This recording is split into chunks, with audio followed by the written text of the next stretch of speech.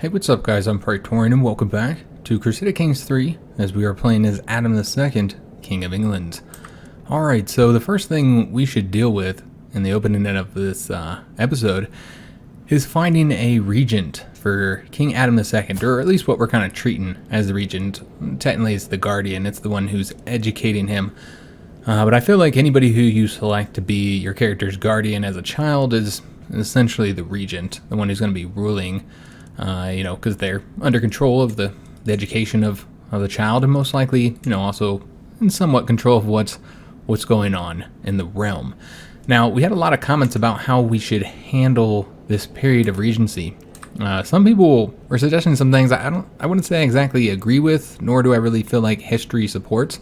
For instance, there was one person who said that, we should have the regent, do everything in his power to, mess up our realm, to give himself, to take advantage of his position of power and to, essentially, give himself stuff, money, maybe even lands. I don't think he mentioned lands. But yeah, give himself money through gifts and stuff like that. And while I'd say there were certainly regions who, there's many examples of regions in history who did use their power, their position, their influence as the regent, to increase their own authority and to overall hurt the authority of the child king. So there's certainly examples of that. Also, another thing that was pointed out was that we should have our regents try and make King Adam into a really terrible king. That he should be, the educator should be really bad or whatever, and that we should change up what his education focus is to something that is the least harmful to a potential to the powerful nobles. So you wouldn't want to be martial or do intrigue or anything like that, or diplomacy for allies. That your powerful nobles are going to try and make the king into a really weak, pathetic king who's not going to be able to encroach on their own power. And I'm not sure where people were getting that this is what regencies did, because that is just not how it worked historically. Again, there are examples of, there's a couple examples in history of a regent doing that, trying to create a really, really weak king. But those are not the norm, not even remotely close to the norm. Again, there are many more examples of regents who use their position to increase their own power. Again, though, I would argue that that's not quite the norm. I mean, certainly more examples of that than the previous situation, which again, I can only think of a couple situations where they actually tried to create a really weak and terrible king. That's just not normal.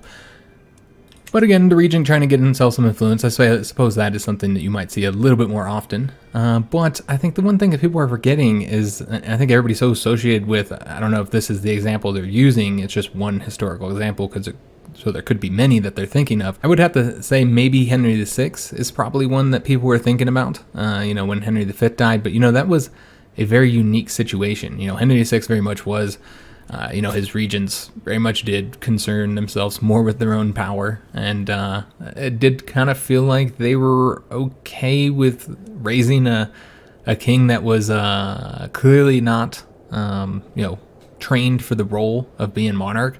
It seemed very much like they wanted him to be weak and kind of pathetic at his role for their own gain. And I think that that's one example. Now, there's a few others that people might be thinking of. So, if you are, then put that down in the comments. But that's the example I think most people are thinking of. One person even suggested that in the comments. That's a very unique situation, though, guys. Henry VI, he was, first of all, he was made king when he was just a baby. So much, much younger than King Adam II. But most importantly, Henry V died very young, very, very young, and very unexpectedly. Nobody thought he was going to die, and he didn't really set it up because he didn't expect to die himself. So he didn't really set up a regency or regency council. He had no plans, on how that was going to work. And so with the previous king having no say in what happened, I think that's why you got that situation. And that is definitely not the situation we're in right now. King Adam I was 50-something years old. He had health problems. He was a wise king. I don't think that he didn't plan for his death. I'm pretty sure he probably planned for it. He probably set up now we don't have this mechanic in this game like he did in CK2, where you'd have a regent set up. They don't have that. They don't have regency councils either, and that's something I'll touch on here in a minute. But basically, I just don't see Adam not having planned for this and set up who's going to be the regent, and it's going to be somebody that he trusts to do a good job, that's going to look out for the best interest of his son. Now, it doesn't mean that the person you trust is going to do that, of course, once you're dead, but I would say that you have a lot of historical examples of exactly that happening. Typically, it's a regent that the previous king selected, and then that regent tries to do a decent job for the most part. Again, everybody looks out for their own interest in some form or fashion, but for the most part, they try and do a good job as regent, and I don't know if that's just duty or, a loyalty to the previous king. Most of them do a decent job, and who would often be the regent, or at least have a lot of influence in the young king's court, is the queen mother. And again, while there are some historical examples of queen mothers, putting their own interest first, and not even wanting to give up power to their son when they come of age, or trying to keep them from getting any power. Again, there's certainly examples of that, but it's not the norm. Most queen mothers looked at their own interests were very much tied to the best interest of their son. So they wanted their son to be a good king and to be able to have, to be powerful and have authority once he came of age. That was in their best interest. So queen mothers had a lot of influence in courts, in the court of the child king.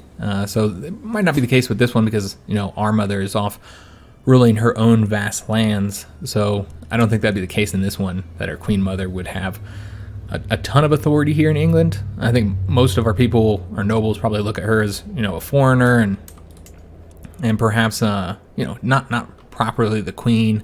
So yeah, I just don't think she would have that much influence in our court, but it should be mentioned that was typically the case. The queen mother had a lot of power, a lot of influence.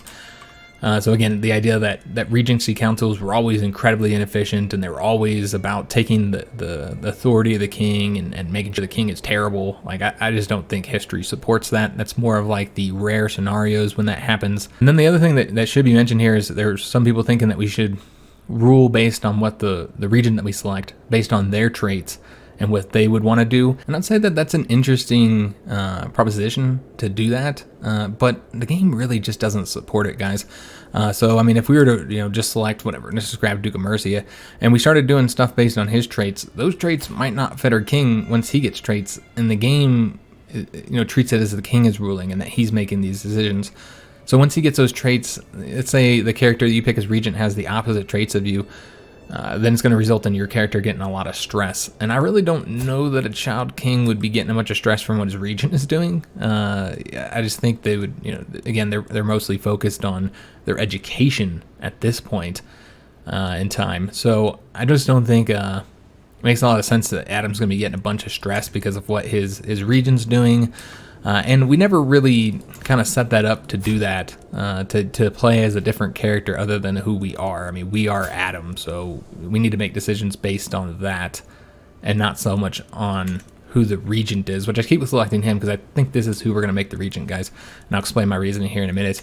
But yeah, I just don't think that, I don't think that's the way we should play. I know that some roleplay series, I've seen some CK2 roleplay series that really put the story first. Gameplay is really not that important. Like, for instance, they'll use the console to change things. They'll add new characters into the story. They'll kill off characters. They'll remove and add traits to their and other characters.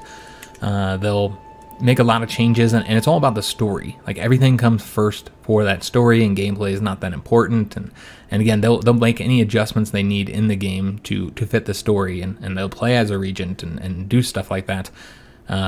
We haven't done that in this series, nor did I ever plan to. I think that's our game is very much focused on playing within the established mechanics of the game and just kind of basing our decisions off of traits and what makes sense for our character. This is not that kind of story-based role play where we're just where gameplay is kind of irrelevant and what's happening is relevant, and really it's all about the story, where we can do stuff like that and use the console and change things. We're not doing any of that, guys. So I don't think that the whole playing as a regent thing, while it's interesting, I don't think that really fits for this particular series and what we're doing here. We're playing within the limits of the game and the game's mechanics. So we are King Adam II. That is how the game's mechanics work. I hope they do add a regency system later in like a patch or an expansion or something like that. where you have regents and regency councils and like their traits and their skills kind of determine how things work. Even something more like CK2, what it had would be better than what they got here, where they just completely removed regencies in CK3. I don't really like that, but that's the way the game is, and we are playing within the limits of the game for the most part, so we won't do that. We're not going to go that far. But yeah, I just want to explain my reasoning, because I know a lot of people were wondering how we were going to do this regency. And I think that he's the best fit. The Duke of East Anglia, he was the best friends with our ruler. Remember, the ruler is the one who typically, when he knows he's going to die, he selects who the regent's going to be. This is the man he trusted, that he was very good friends with. He's somebody who he relied on in his council. He's our chancellor. And so, yeah, and he's also related to us by marriage, and that's very important here. We are actually able to negotiate an alliance with him because of our, relationship. And he's actually the only noble that we can do this with. I don't think there's anybody else that I can negotiate an alliance with that, as far as vassals in our realm goes. So yeah, we're gonna ally him, and we're going to make him our guardian. And I think that's a very good fit. We will have to wait till he approves that before we're able to do it. But yeah, I think he's a great fit. I think that's exactly who Adam I would have selected to take care of his son. All right, so now that he's been allied, let's go back to him and now offer him the ward, which is ourselves. And he's an okay fit when it comes to skills. Like, his learning and stewardship are okay. They're not too bad. He's definitely not the best pick to do this job, though. But we're picking it based on, again, on the roleplay aspect. So, the regent we pick will be based on roleplay, but the decisions we make will, again, be mostly based on ourselves still, and not on the regent, just because I just don't think the game supports that, the mechanics of it. So we won here. That's actually 26%. That is not bad. Doesn't look like we got any prisoners, though. Nope. We could use them. We're kind of hurting on the money right now. I think we are going to have to sell across, guys. It's unfortunate, but I think it's going to be necessary just to at least take the capital here. So yeah, we're going to go and sell across with this army, which is pretty quick at... And let me just see if there's any lands nearby that she might have besides these ones. Looks like that's all she has. Okay, so yeah, we're going to have to sell across. So let's go and do that now. And it's going to cost us money that we don't really have, of course. But it is what it is, guys. So we're just going to send that one army since we are so short on money.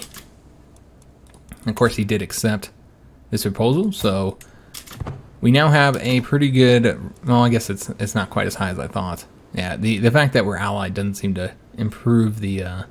overall opinion at all. It does keep him out of factions, which is good because we've got some serious faction issues. We're going to have a rebellion here in 19 months, and there's really no way to avoid that. This was one character a lot of people thought should be the regent, since he's easily the most powerful noble that we have. But I don't agree with that. I don't think, again, if we had a situation, a Henry V situation, then I think he probably would have become regent because he is so powerful. But we have a situation where the king dies at older age and knows he has a young boy who's probably not going to be of age when he himself dies. You're going to select yourself a regent, and he would not have selected William. They did not seem to get along much. He didn't trust him. We never trusted him with any appointments. We didn't really give him any land for the most. Yeah, I don't know that we gave him any land. I know we gave his son some land, but I don't think Adam ever gave him land. He just didn't trust him. He didn't work with him. And so I don't think that William would be a good pick for the regent. So I don't think that makes any sense. There's no real reason he would have, selected William. So yeah, I think he would have just been, a situation here where you have like a powerful noble who, is now going to try and take advantage of the boy king. I think that's exactly what we're going to see here. He's leading this faction right here. He's the most powerful member of it. And this is the faction we have to worry about, trying to reduce our crown authority. And this is what you would see, the nobles do under a boy king. They would try and reduce the crown's authority overall. Makes perfect sense, and it makes perfect sense that he would be the leader of that. So yeah, I think it's good that he's leading a faction and not, our regent. Our vassal, Earl Sumunder, is how I pronounce that, is getting on my nerves. He prattles on and on, no matter the topic, and no matter how interested I tell him I am, it never ends. So we can say, I will teach him a lesson. And the next time we meet, I'll be nice, and we'll gain stress. We'll improve his opinion with us. Huh. Well, he's curious. And that's all we really know about him right now. He just doesn't have very many traits. So we kind of get to pick what we want to do here. I don't know. It says he's curious about everything and everyone. So because he's curious, maybe we'll try and be nice. Because we're curious of what will happen when we do. And we'll take the stress hit here. Yeah, so we'll see what happens there. And it looks like the Duke just died, didn't he? Wow. Alright, so that's our alliance gone. He was not... No, he didn't die. Oh, okay. No, I just read it wrong. His spouse died, so he's not our ally any longer. Alright, so that's unfortunate. Yeah, that was really good that we had him as an ally. And now, we did seem to improve his relations some. Not entirely sure where that's from. I don't know if the guardian and the relative hadn't... Yeah, I'm not entirely sure here. No, maybe that has to do with the Roger being his ward. Yeah, which might be his grandson, maybe? Yeah, that's his grandson. Yeah, I think maybe we got that opinion boost from that.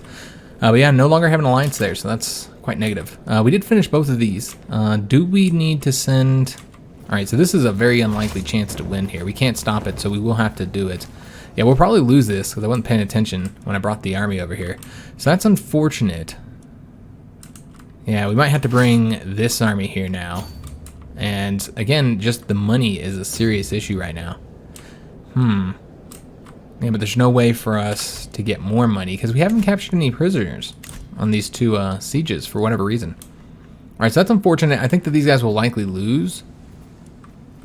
And we're in the negative. Yeah, we're kind of in a bad position. And what I have discovered is that these wars are like incredibly difficult to win when you have to sell all the way across, which is a real shame that the game does that, because I don't really think that if you're trying to conquer this land here, that you'd have to then sell all the way to Sweden to get that land. Once you've completely occupied it and the enemy's not sending any men to take it from you, I mean, eventually it becomes de facto yours. I mean, there's nothing they can do to stop us from having it. You wouldn't have to sell all the way over to their land to enforce that. So it's kind of strange. Ooh, wait a minute. Looks like something happened with this young Earl. Whenever I see my vassal Earl, again, I'm just going to pronounce it as Semunder? Yeah, we'll say that. He has come up with some new way of tormenting me. Oh, so he's the one being a jerk. He's bossy. He followed me the entire day, making barking noises and calling me a mutt. He scares me, but what can I do? Okay, we say at least I'm getting very, very good at hiding. He said I want to stay in my room all day anyways, or maybe I could get him hanged for it. So with that we become arbitrary, with this one we become lazy, and with this one we become craven. Either way he becomes our bully, because he's a bully. Okay, I see. So how would Adam deal with this? Again, we don't really have anything to kind of base it off of, so we kind of just pick whatever we want and what we want Adam to be. I'm tempted to do this one because I think it'd be interesting to play as a Craven. I think it'd be pretty interesting to play as a Craven. We had one of my favorite characters in one of our CK2 role plays was a Craven. We had a very good time with him, making decisions based on that. So I almost want to do that, but I think I'm only wanting to do that because of how fun it would be to role play that. I don't think we'll do the lazy one. Could also do this one. An interesting proposal we'll put out on like what would happen if he became a little bit more like his mother, who's still alive right now, and she's sadistic. And like if maybe we could get the sadistic trait, because we haven't really had like a really, not because they're evil, but like a really terrible character who's just terrible to people. I suppose you could make the argument that Richard was. He's kind of a terrible person in a way. But yeah, that's one way we could do it. Now this is not sadistic, this is arbitrary. Adam does his own thing, has little regard for others. That also would result in us getting even lower opinion with our vassals. The historical Richard II was also a boy king. And, I kind of feel like maybe we should go kind of, I'm not saying we should be like Richard II, of course, but like that type of king thinks very highly of himself, maybe. Yeah, maybe we'll go with that. I think we're going to do this. I want to see what happens with this one here. So maybe we can get him hanged. We get the arbitrary trait. I don't know if we'll have any events associated with that choice. I suppose we'll just have to see. We do have this battle happening over here, and I didn't realize this was... And we actually did win it. I wasn't expecting to.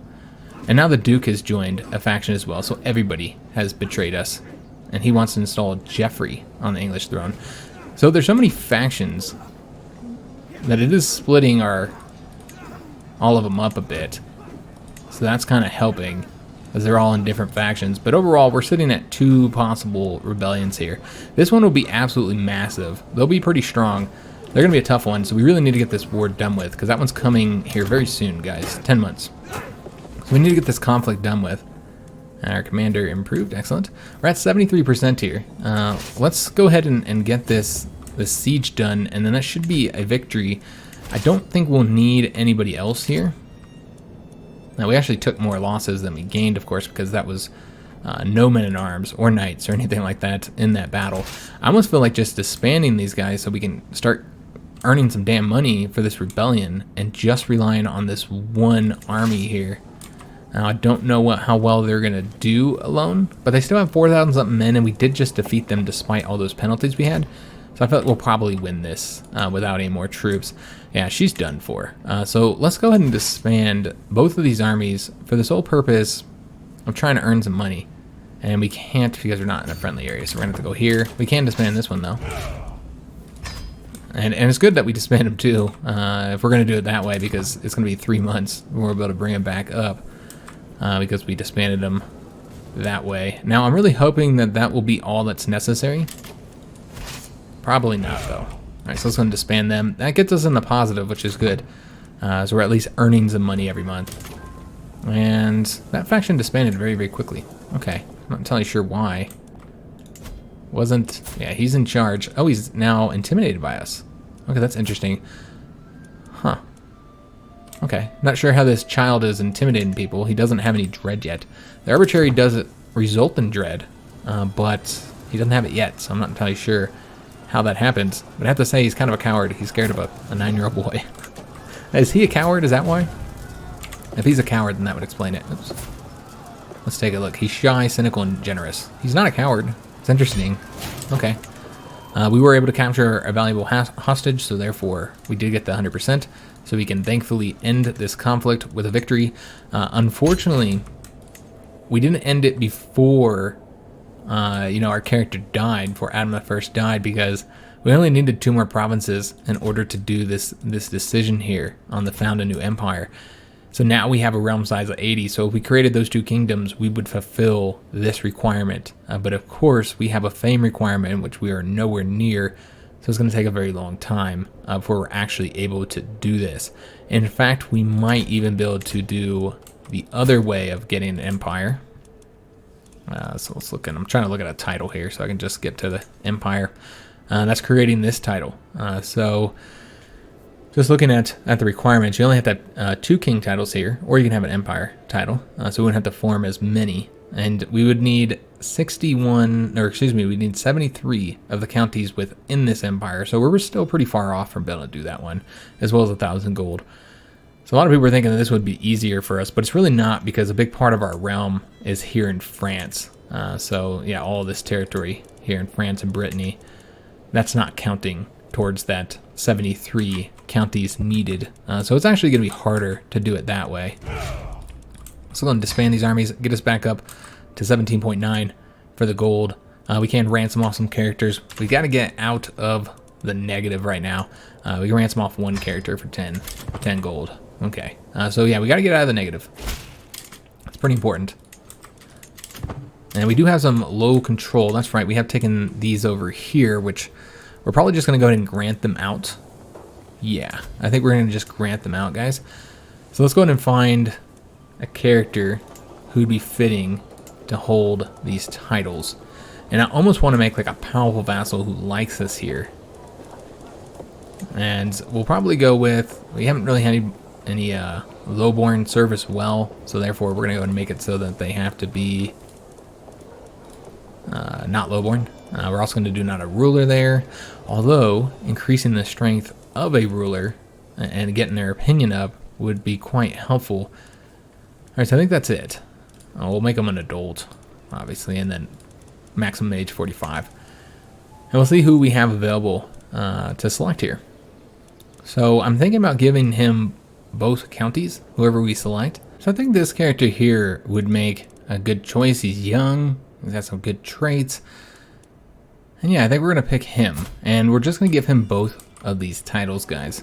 He does have a sibling that if, you know, he died and his heir died, then the title might go to him. But I'm not too worried about that, guys. He does have claims on several titles, as you can see here. So yeah, we're going to go and give him both of these titles. Just grant them both to him. Make a strong vassal up here who really, really likes us. I mean, as much as we can get him to like us here. All right, excellent. So have a vassal who maybe might support us, let's hope. All right, so we're now just waiting for the rebellion to happen, essentially. Yeah, we're looking at 8 months, 7 months until the rebellion happens. There's really no method to stop this, guys, because when you're a child, you just don't have any options available to you. You know, we can't improve relations. You know, obviously don't have any kids for alliances. I mean, suppose we can gift money, but we don't even have any money to gift. So there's just really not any options available to deal with these factions other than fighting them. That's what we're going to have to do, is fight them. Now, they're going to be very, very powerful. As you can see, this is not a weak faction. This is, in fact, the majority of our realm here that is looking to rebel against us. So it's going to be an absolutely massive conflict, guys, where we're going to be outnumbered greatly. And here's the dangerous faction that's happening. Now, we could just consent to the reduction of our freedom, of our authority, I should say. And perhaps that'd be realistic when you're facing a faction of 242% strength. That might be realistic. And you can always change crown authority again. So maybe we would agree to their demands, just because they're so strong. This is the strongest faction, easily the strongest faction. So maybe we would just agree to the demands here. Maybe we wouldn't really even be able to say no. When this many vassals support it, I don't know that a boy can just walk up and say, no, this isn't happening. So maybe we would do this choice. Yeah, I guess for the roleplay, we probably should do this. I feel like we would be able to win, even against an army, almost 3 times our army size. AI makes a lot of mistakes. Our men-at-arms are pretty good. We can also, get them to attack us in indefensible terrain. They'll outnumber us, so they'll feel very confident. And so we could potentially still win this. Yeah, I think we might be able to win it if we were, smart with the way we did things. But I don't think it's very realistic, for the roleplay, that, if the entire realm stands against us and we're a child, I don't think us nor our regent would say this. I will not be threatened and start a war. So I think we have to do this one. So we'll do that. We'll lose the prestige. The faction disbands.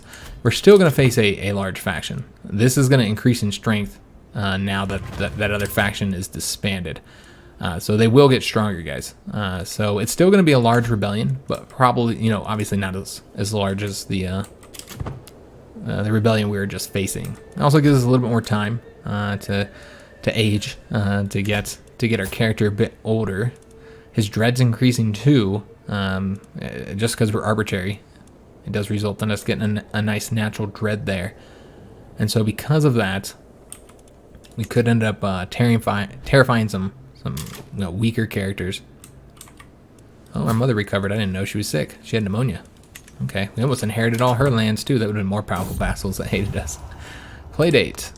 So Adriana is a lot of fun to be around. She usually demands a lot of attention, but I do not mind. Every time I see her, my day is made better. She's another bossy character here. And we're gonna have a crush on her. And we realize that we are heterosexual. Okay, so we like girls.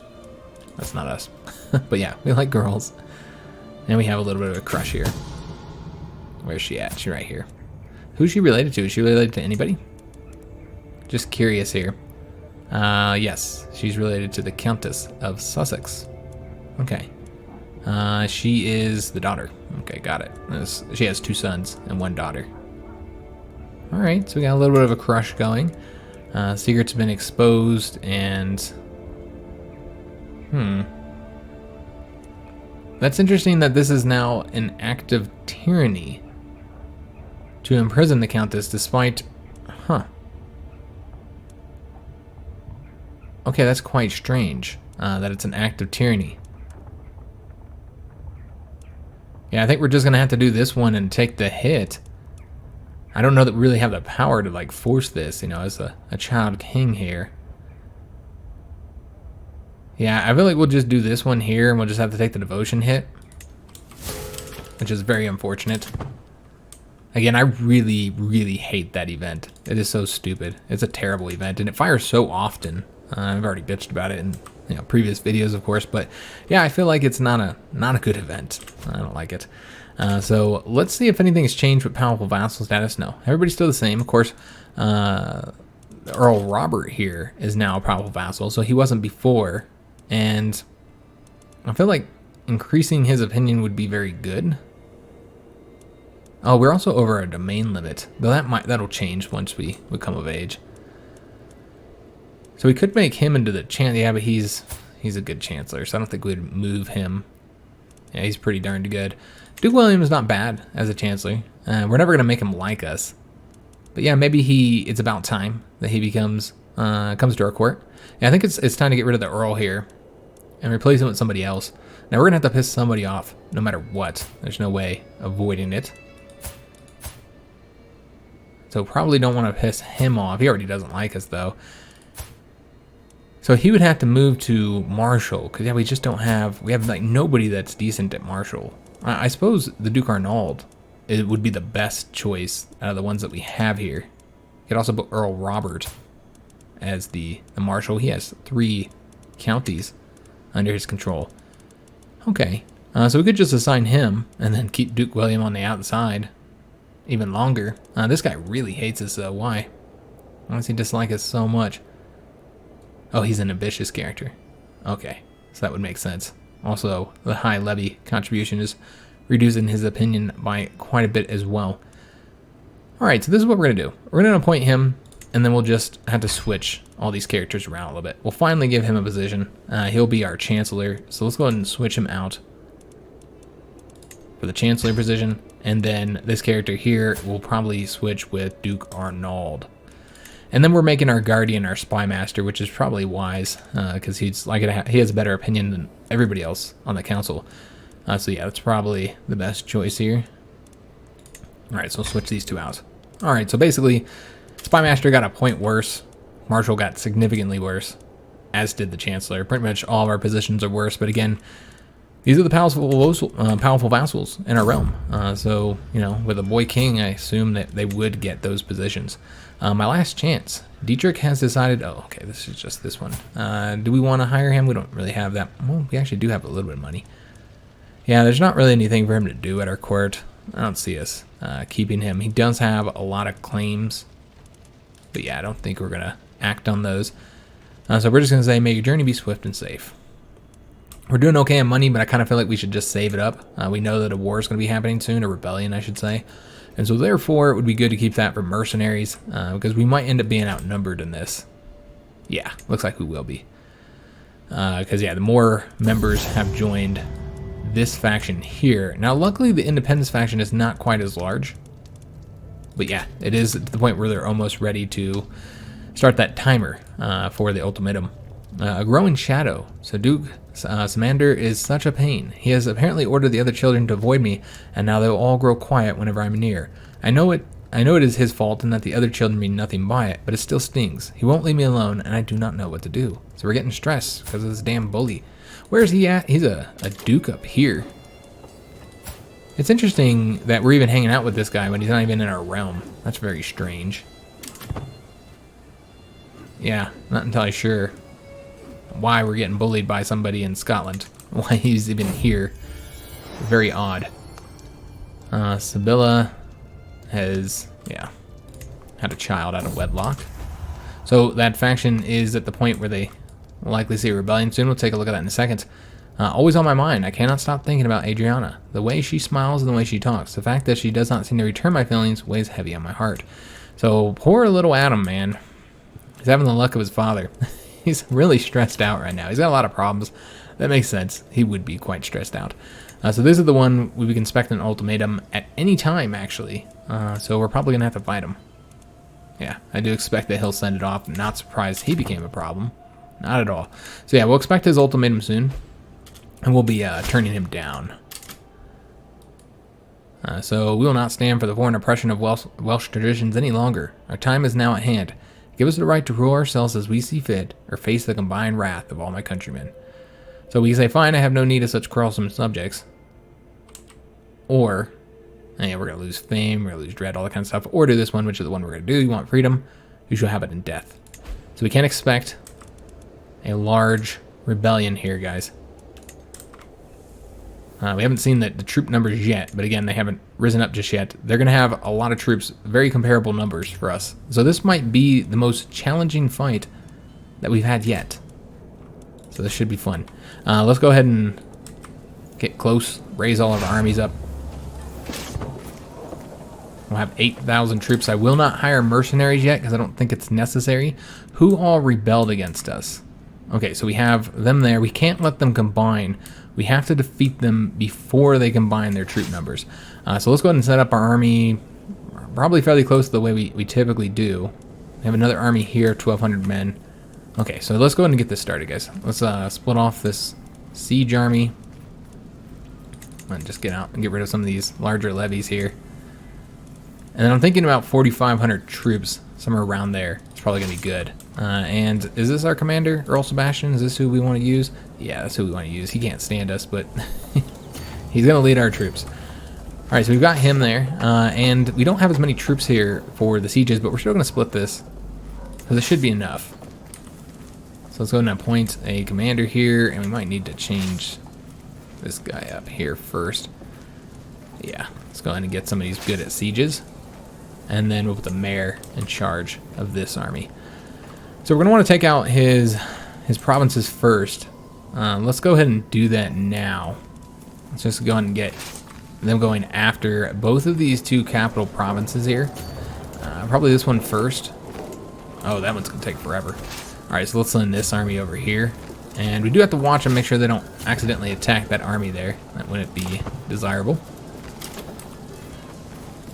Alright, so it does look like we should avoid the combat with them. And did I assign this wrong? Yeah, it looks like I did. My bad, guys. Yeah, I sent the wrong army over to here. Alright, so they're going to go across this way, make sure they don't attack them there. This army here, we're going to want to get over to this province so that we can attack them in the forest and get that nice bonus there. Are we losing gold every turn? Not as much as we used to because our army's a lot smaller. Let's do this attack. It definitely should be a victory. We got to get them defeated in these big battles while we can. We'll really focus on Wells as well in our attacks. I think that makes sense. Looks like Earl Sebastian was maimed. Wow. These are good commanders as well, so he's going to lose some ability there. No more lessons. Oh no, the Duke died. Our guardian. So it was a bit of a blur. He failed to call me for my lessons one morning to now sitting in a carriage bound for home. When I asked why Cuthred was not seeing me off, the murmurs around me slowly made it clear that I would not be seeing him again. So he died. That's quite unfortunate. So we will have to find a new guardian. We'll have to figure out what would be the best pick here. And who would pick this? Because, I don't know. Would we pick this ourselves? I can't really say who would select to do this. Because it's not our father selecting it anymore, because our father selection has died. So yeah, the question is, who would we pick? I mean, would we just try and improve relations with our most powerful vassal by putting him in control? I mean, would we make a good optimum decision when we're just a child? I don't know that we would. It's interesting that Earl Robert is one of our most powerful vassals here. So, just looking at the potential options here, there's the Duchess here. She might be a decent choice. She is terrified of us. Yeah, absolutely terrified of us. So she might be a decent option. I feel like almost like William would be the choice here. His stewardship is garbage, but his learning's pretty good. But again, stewardship's a little bit more important in this case. Duke Arnauld, he's a very powerful vassal and somebody we're trying to be friends with. Yeah, I mean, could do him. Suppose he would be fitting. He actually has a very good learning. Yeah, I think we might go with Duke Arnauld. Again, I feel like it has to be one of the powerful vassals, like one of these guys. So yeah, we're going to do him. He hates us, so this might be risky. He might try and take us out. He would, you know, if he joined any schemes against us, we'd be in trouble. I'm going to have to deselect this here. All right, so let's go send the proposal off. That'll make him like us more. Slightly. We do need to fill in the counselor position now. So the powerful vassal is Earl Robert, and he might be the best at this. I don't know. Let's take a look. No, we might want to switch these two again. Yeah, that'd probably be the best way to do this, to switch these two, because they both have the same 9 rating there. So let's just go and swap them. Alright, excellent. So he should like us a little bit more, but again, it's not going to be enough to get him out of the faction right now. Alright, so we're sieging these down. We have this battle here. Does look like it's going to be an easy win for us. And we captured the leader, I think. That's the way it seems. Yeah. Maybe. No, just that battle one. Landless attacker has no armies left. Yeah, I'm a little bit confused by that, actually. Huh, maybe one of these guys was the leader and it wasn't that guy. Or something. Yeah, I'm not, you know, I'm really not entirely sure what happened here. But I think it was, you know, I'm not entirely sure. I can't say. Okay, well, we'll take it. It was a lot easier than I thought it was going to be, which is unfortunate because I was hoping for a big, difficult challenge here. Maybe I should have just did the battle with the 300% strength, just so we could get a little bit of a challenge. Okay, well, whatever. We won the battle and won the war. Defeated the rebels. They have been pacified, and we're going to imprison all of those who rebelled against us. So the faction has disbanded. And, oh, so he was slain in the battle. Okay, I didn't know he was slain in the battle. That makes sense. Yep, my poor Duke. We lost him in battle. So, of course, his son, Geoffrey, has taken over. He, of course, is a member of our dynasty. His mother was our aunt.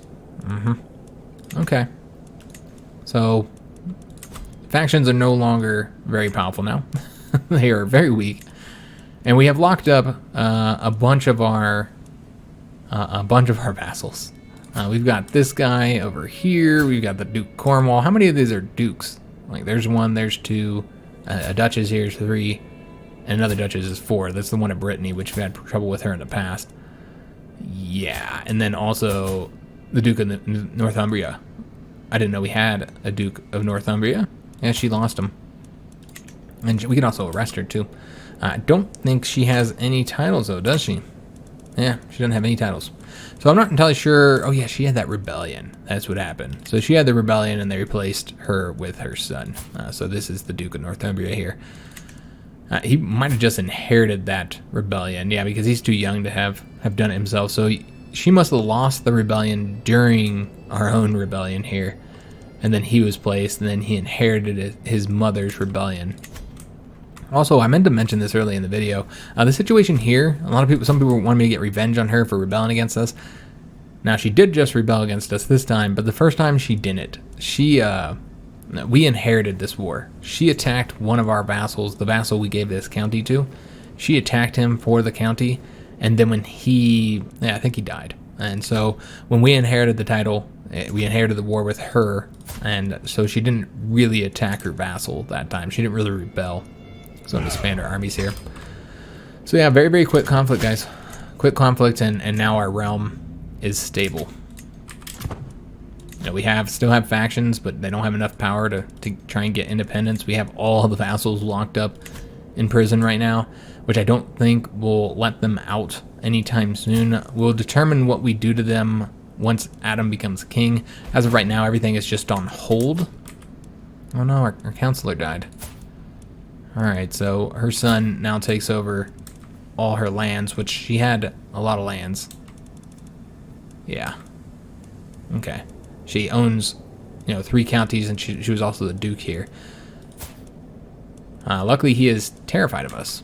Okay. So we need to place a new steward. We need to get a new steward. And Earl Thomas is actually very, very good.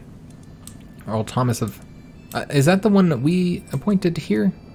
I want to say it is. We had kind of set up this guy here, I think. Yeah, I believe we set that guy up. And yeah, he's a great steward, so I think we'll assign him. He's clearly, I think, the best choice here. Alright, so now at this point, we just wait until either another rebellion comes or until we come of age. There's really not much we can do as a boy. I feel like this is like a period where you put it probably on just speed 5.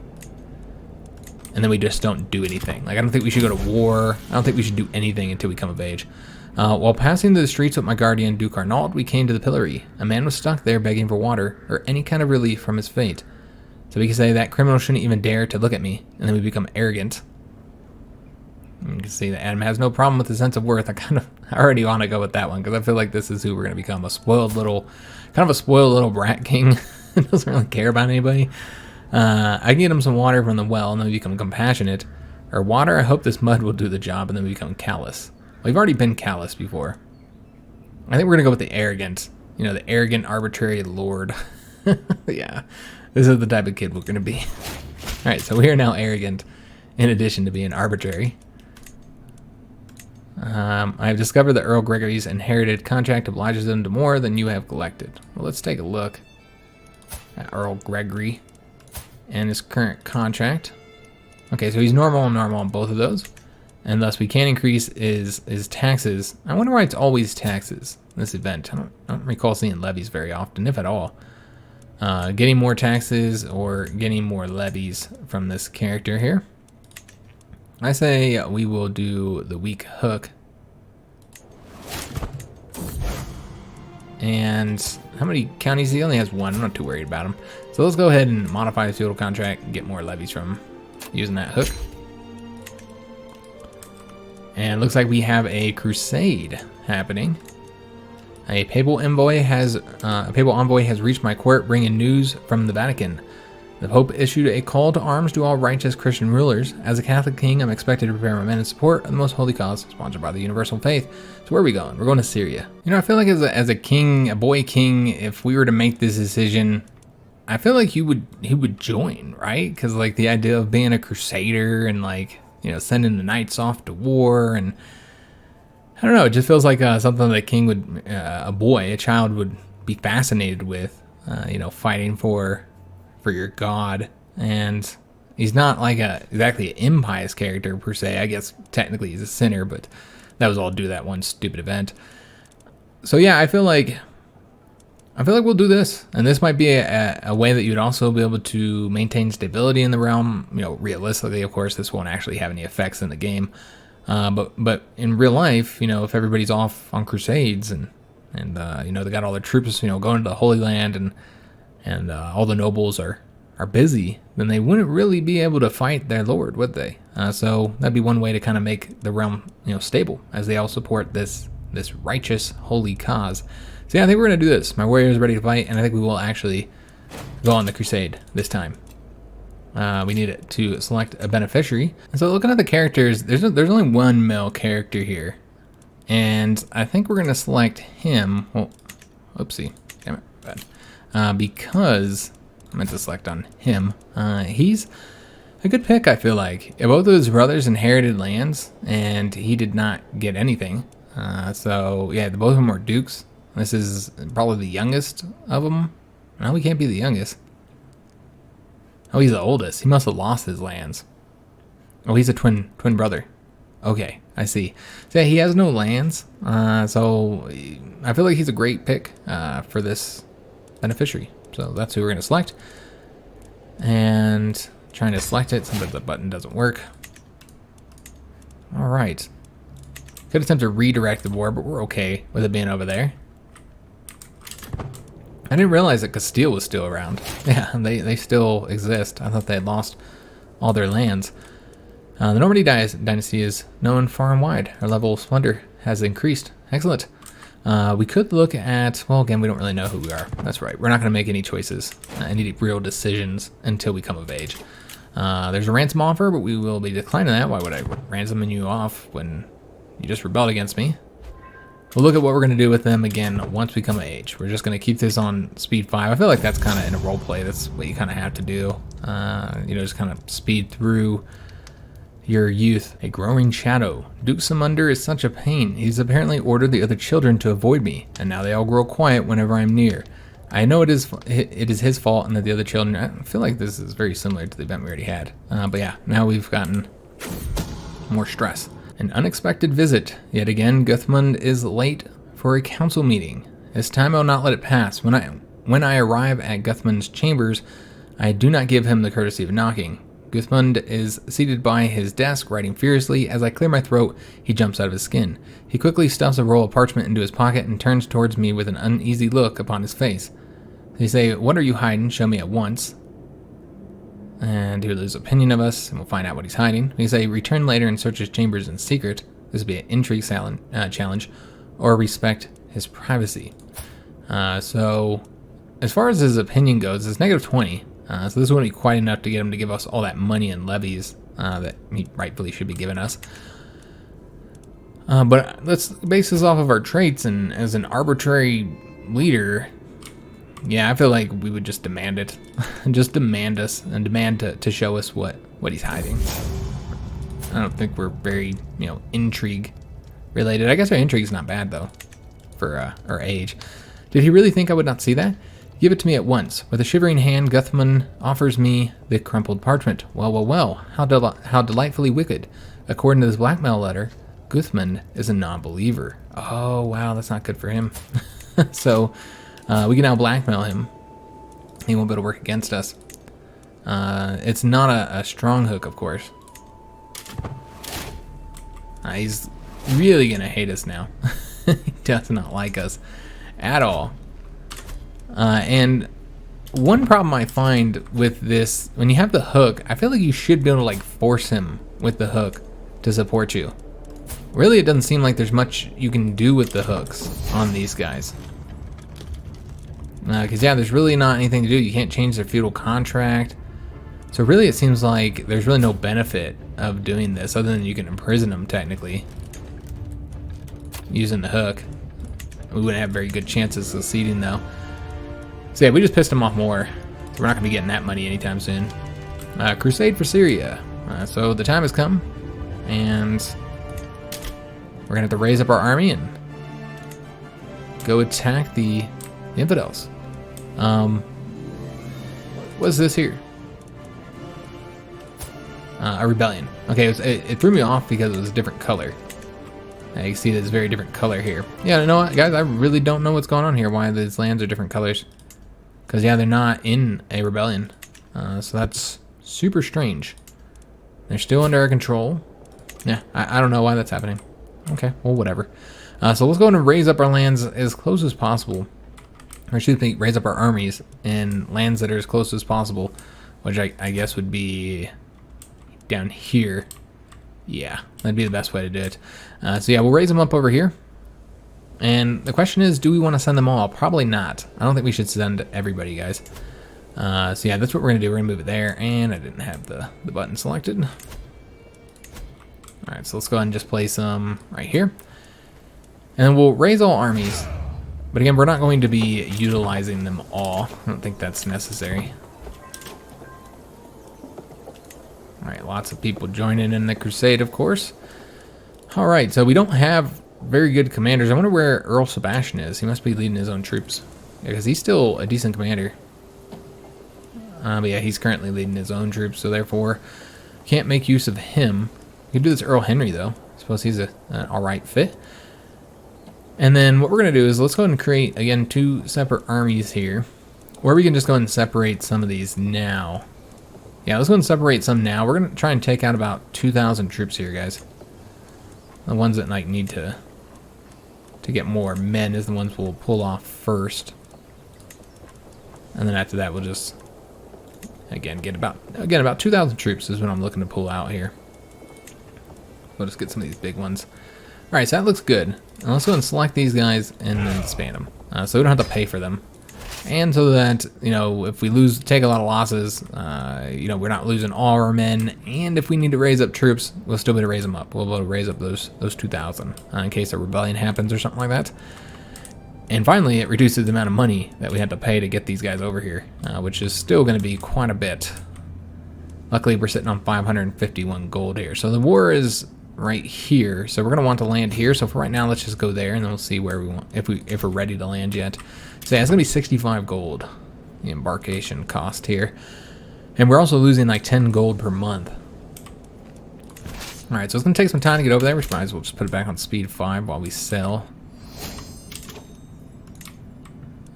All right, so getting a lot of useful guests here. Again, we're not going to do any war declarations, though, outside of this crusade until after we come of age. And I wonder why our vassal was... Okay, not from our prison. Or at least from somebody else's prison. All right, so somebody got a claim on Essex. This is a vassal in our realm. Okay. Everybody acting against us, guys. Not surprising.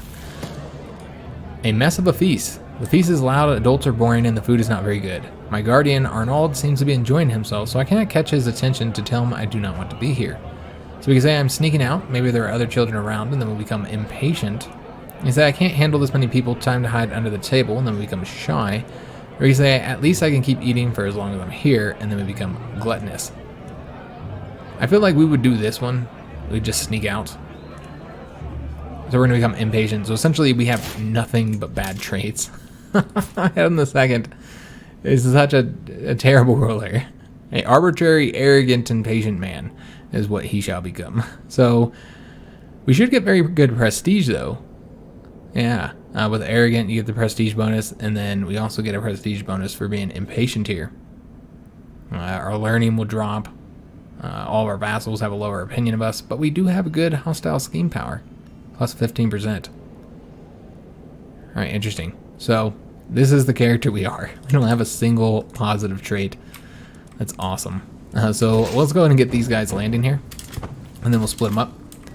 Again, based on... Well, maybe we'll finish this siege real quick. Since we're already here. So, finish this siege and then we'll move. And I'll split them up. Alright.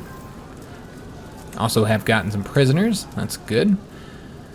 So let's go ahead and split this. We'll do it ourselves, of course. And we're looking to keep about 4,000 men in here. So let's just pull out some of these larger levies here. And that should hopefully be enough. About 2,000 men should be enough for the sieges. So let's go ahead and get a commander appointed. And we'll do this guy. Let's make the sieges even quicker. And where do we want to siege? So we have right there. Do we have, you know, any locations here where we won't take attrition? Looks like we can go there all right, but they really want us to take this first. But yeah, we're going to take this one. And let's get the other guy selected if I can here. And then he's going to probably just kind of stand nearby. I don't think we'll engage them. It doesn't look like they really have any armies. I suppose we could march over here and attack this guy real quick. It does look like they have some defensive bonuses in that location. But we'll win decisively. And we're trying to get our war participation up. As of right now, our contribution is 35% and we're first. So I'd really like to see my dynasty on the throne here. So we want to make sure that we play a large role in this conflict. We are going to take attrition this way. That's okay. Can we get here first? We can. Alright, so let's go and attack them. Looks like we're not going to catch them. Alright, so we're just taking a lot of attrition with every move here, so that's probably not wise. And somebody again trying to put Duke Geoffrey on the throne. Okay. We'll take a look at this faction real quick. Just see our factions in general. We do have an independence faction here that will rise up in 8 months. So that's a problem. Okay. We'll just have every single one of our vassals in prison. Alright, so I'm trying to catch this guy, but we just can't catch him. And we're just taking attrition with each one of these moves. How large is their fortification here? It's level 3. Alright, we'll go there then. And it looks like, yeah, we will do a battle there. Alright, excellent. That's what I was wanting. We'll do a little battle. Get some more war score here. Capture more enemies. We're at 65% here towards winning the war, and we are 34% on the contribution. Fantastic. Alright, so we'll do these sieges here. We only lost 22 men in that battle. Oh no, we are ill. That is not good at all. Because we're already, you know, having health problems, and we're younger. So that is not good, and the worst part is that our mom is set to inherit the Kingdom of England, I think. Yeah, so that would be very, very bad. All right, so let's hope that we do all right here. We don't have a court position, so let's send for a court position, and we'll pay for him. We should have an event that pops up. If not, we'll do this anyways. Make sure that it pops up. We do want a court position so we get a good treatment here. And so our choices are a novice physician, an herbalist with a 21 learning, or her. So I think the choices are clear. We'll pay the 125 here to get a good court position. Time for treatment. So we say no more than is necessary. Too late for caution. We'll probably just say that. Oh, we are impatient. We should have did the other one. Yeah, I forgot we're impatient. So she lowered her hand to the bucket she brought to my chambers. When she pulled out again, a little fish was wriggling between her fingers. Open wide, she said, and dropped into my mouth. I struggled not to retch as it tickled the back of my throat. Whatever was in that fish did nothing to improve my state. In truth, I think I feel worse. So, yeah. It didn't matter how good she was. She did a terrible, terrible job. So we can say, guards, put her back. Put her under lock and key. And then we'll lock her up. It'll be an act of tyranny. We can say, this traitor deserves to die. And all these are available because we're arbitrary. I feel like that's the one we would do. It's interesting that you can't lock her up. That's tyranny, but killing her is not. Yeah, we'll do this. I think that's what we'd do. So we just lost our good court position. I think it's fitting, though. We did finish up that siege. We're now 88%. Let's go ahead and go to the next area, which apparently we do not have our commander here anymore. I don't know if he died or what happened here. He might have died. So we need to find somebody else to do this for us. Nobody has any siege bonuses. So we'll just take the next best commander. All right, so do we want to go over to this one here, or do we just want to go ahead and take... Let's take this one down here. It's the safest location. This siege here is going to take us forever, probably. Yeah, it's going to be 5 months before we get that done. The war will probably be over well before then. Finally, my servants have found some people who... Okay, so we actually have another choice here for a court position. She is a physician, and her learning's 15. Yeah, we'll do that, I guess.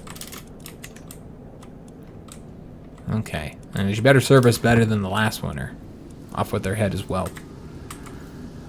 Alright, so I think this is the first crusade that we have helped out in. Crusades are fantastic ways to earn an absolute ton of money. We have gotten guilds. Alright, lovely. So that fixed the holdings problem that we had. So now we won't be getting that -10 opinion with all those characters as well. I don't know if that'll be enough to push any of them out of this faction. If just one of them leaves, then we shouldn't see this happening. But yeah, it looks like it's still going to happen. We have finished this up. And let's see what ended up happening here. So, he was rewarded. And he did not get the kingdom, unfortunately. But he did become a duke here. Duke of Edessa. Alright. So he was rewarded. Alright, so she's the one who became the queen. I'm not entirely sure who she is or who she's related to. Earl Bedwin of Bedford. Alright, I remember that character. Alright, so she is English, and so that's interesting. That she became the queen here. I feel like we should have been number 1 there. But yeah, maybe a vassal played a role in it, a large role. Maybe her brother, perhaps. He doesn't have that many troops, so I don't know how he could have played a bigger role than us, but okay, well, whatever, that's strange. But anyway, she's the queen now. Okay. And we achieved victory. So we were rank 1. Very strange that we didn't get a higher title. Our character didn't really get that much land, period, I think. Oh, maybe not. Okay, that's a little bit bigger than I thought. So you got a good chunk of land, but not as much as I thought you'd get. And we got 1,090 gold, 2,280 prestige, and 578 piety. So that's a great way to start out our realm. We are now, we gained a level of fame here, and a level of devotion, which we were a sinner, so that doesn't mean much. So we're just dutiful at this point, with no bonuses. but we are illustrious already, increasing our opinion by +10 with the secular rulers and 2 extra knights. And that means we are only 1 rank away from getting high enough to create our empire. So this was big, very big, guys. Let's go and expand our armies here, because we will be facing a rebellion very soon. Unfortunately, that's going to have to wait until next episode, guys. We could also invite some more knights. I think our knights are probably fairly cruddy. That's one of the few things we are allowed to do. Our knights aren't that bad. They could definitely be improved, though. Yeah, that's one of the few things that we are allowed to do as a child.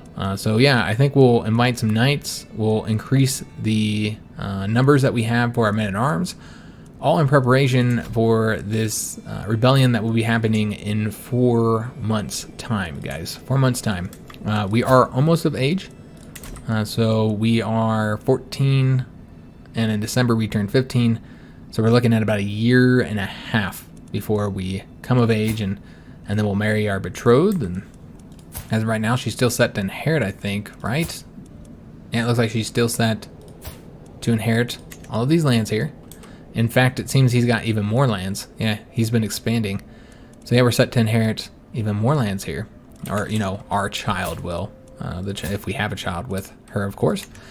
So yeah, very interesting things happen. Also, it looks like Scotland lost more land to Sweden. So after... Yeah, remember this was a different Swedish character here. She's actually Scottish. Probably converted to Scottish when she had these lands here. I don't know. This seems kind of strange that she did that. Maybe she was always Scottish. I don't know. And then she moved over here. There's definitely a tie in between the Norse here and the Scottish. The Norse have been here for a long time. So they're all intermarried and stuff by this point in the game. But yeah, the Swedish have gained more territory up here. And I think, yeah, they're different. It is a different religion. So once we finish conquering Alba here, then we would be neighbors with somebody of a different religion, which means we'd be able to use the Holy War CB and conquer all the rest of it. Again, I can't do anything though until young King Adam comes of age. But yeah, it was interesting fighting those rebellions. Of course, we lost a little bit of power here, you know, with our crown authority, so we're gonna have to increase it again. We can't do so until 1164. So quite some time away. We also, I think, need to have high crown authority. I might be wrong about this. Let me just double check before I talk on it. Okay, maybe we don't. Yeah, we don't have to have the high crown authority in order to form the empire. We are short 1 realm, though. That's interesting. I thought we had hit the requirement. Did we lose? We must have lost a county somewhere. Not entirely sure where, but it does seem like we... I don't know where it's at, though. Maybe I just saw it wrong, because I thought we had the 80 required there. So it's gonna be a long time, guys, because we still have to get the fame level increased. But yeah, we might be able to do our empire under Adam II, the arbitrary, arrogant, impatient young lord here. So I hope you guys did enjoy today's episode. If you did, make sure you leave a like on the video, subscribe to our channel, hit that notification bell, and leave a comment. I do hope to see you guys on the next episode, and thanks for watching.